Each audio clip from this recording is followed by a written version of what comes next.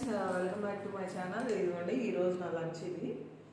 ఎందుకంటే మార్నింగ్ అసలు టిఫిన్స్ కానీ ఏది తినట్లేదు చెప్పాను కదా, ఓన్లీ డ్రై ఫ్రూట్సే తింటున్నాను. సో ఇప్పుడు వచ్చేసేసి యాక్చువల్గా 1:30 ఆర్ 1:40 అవుతుంది మేబీ. ఇప్పుడు నా లంచ్ ఏంటి చూపిస్తాను.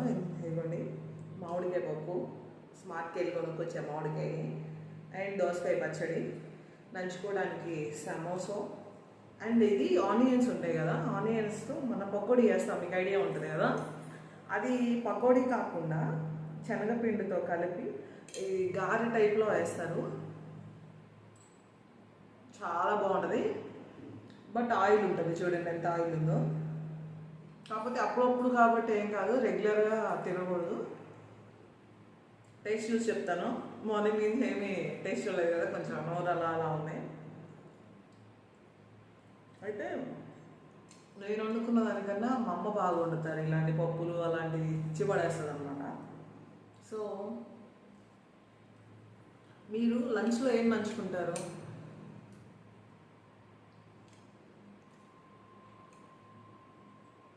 నేను నెయ్యి కూడా వేసుకోలేదు, రియల్గా అన్నం కాలిపోతుంది.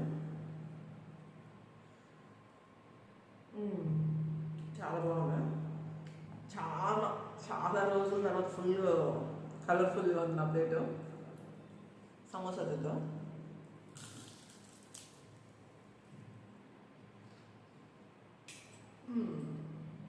నాకు తెలిసి ఇదే చాలా బాగుంది సమోసా కన్నా. ఆయిల్ ఎక్కువ ఉన్నది, టేస్ట్ ఉండదు కదా అది. అయితే నాది కర్డ్ రైస్ కూడా మీకు చూపిస్తాను, నేను ఎలా తింటాను అనేది.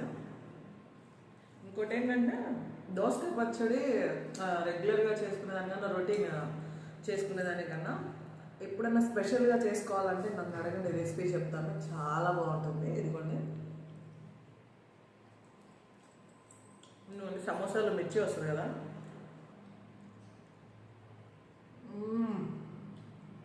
అదేంటో మన ఇంట్లో మిర్చి మంట పుడుతుంది, ఇది అసలు మంట పుట్టదు. సో ఇది ఈరోజు నా లంచ్. ఈవినింగ్ డిన్నర్ ఏంటో చూపిస్తాను.